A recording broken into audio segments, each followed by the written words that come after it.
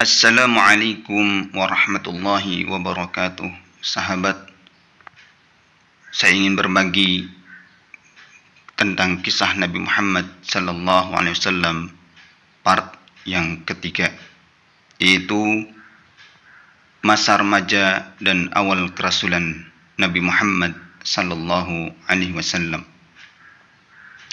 Sahabat yang dimuliakan Allah Subhanahu wa taala,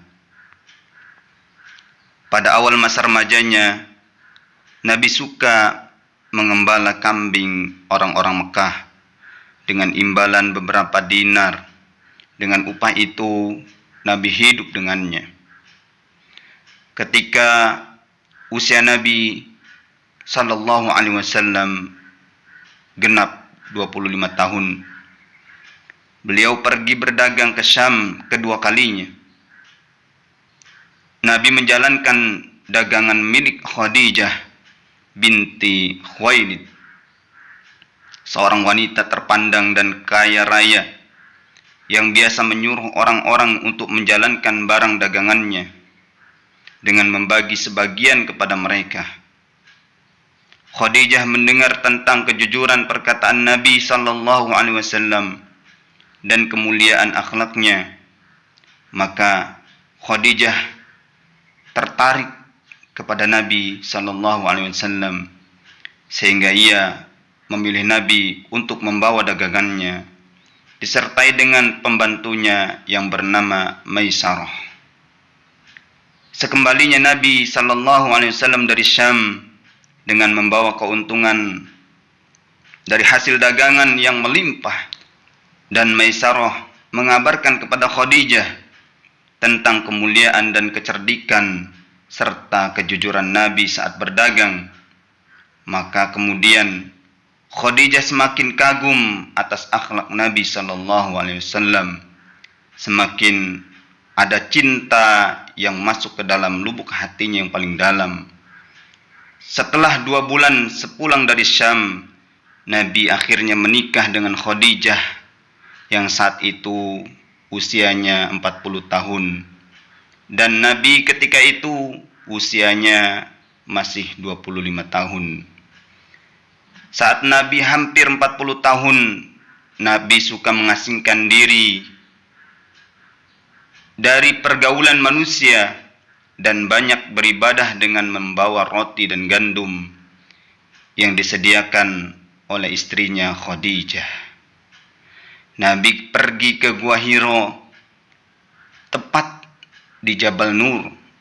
Beliau menghabiskan waktunya untuk beribadah, beruzlah, berkhalwat kepada Allah Sang Pencipta alam yang menciptakan seluruh manusia. Nabi kemudian memikirkan keagungan alam sekitarnya dan kekuatan tak terhingga di balik alam semesta ini. Sampai Nabi genap usia 40 tahun, mulai nampak tanda-tanda nubuwah, di antaranya mimpi hakiki yang ada sesuatu yang datang menyerupai fajar yang menyingsing. Akhirnya pada bulan Ramadan, Allah Subhanahu wa taala berkehendak memuliakan beliau dengan menurunkan malaikat Jibril sambil membawa ayat-ayat Al-Qur'an surah Al-Alaq ayat 1-5. Sebelum datangnya Islam, orang-orang Arab selalu menyekutukan Allah dengan menyembah berhala. Kebiasaan mereka juga membunuh anak-anak perempuan hidup-hidup karena takut celaan dan hinaan, karena bagi mereka anak perempuan itu tidak bermanfaat dalam kehidupan mereka. Mereka senang berselisih karena sebab yang kecil.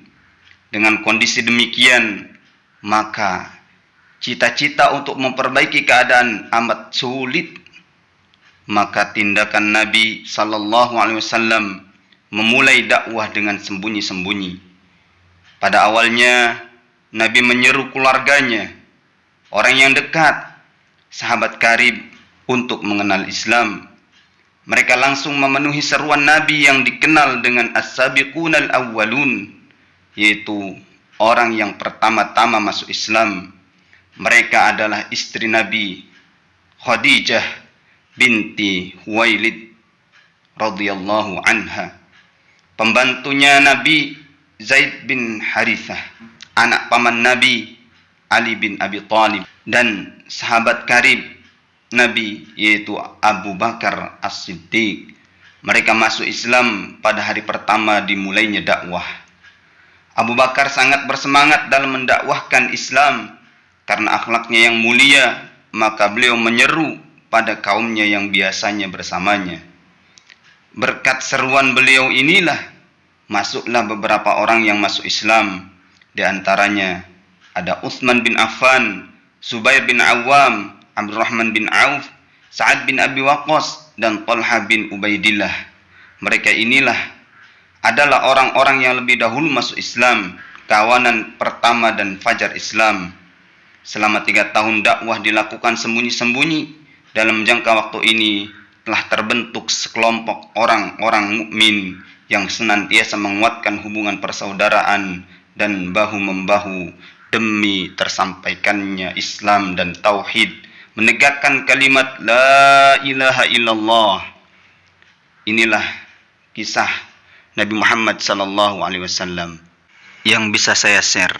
Semoga bermanfaat untuk kita semuanya. Wassalamualaikum warahmatullahi wabarakatuh. Terima kasih. Jangan lupa subscribe dan dukung channel kami. Semoga bermanfaat.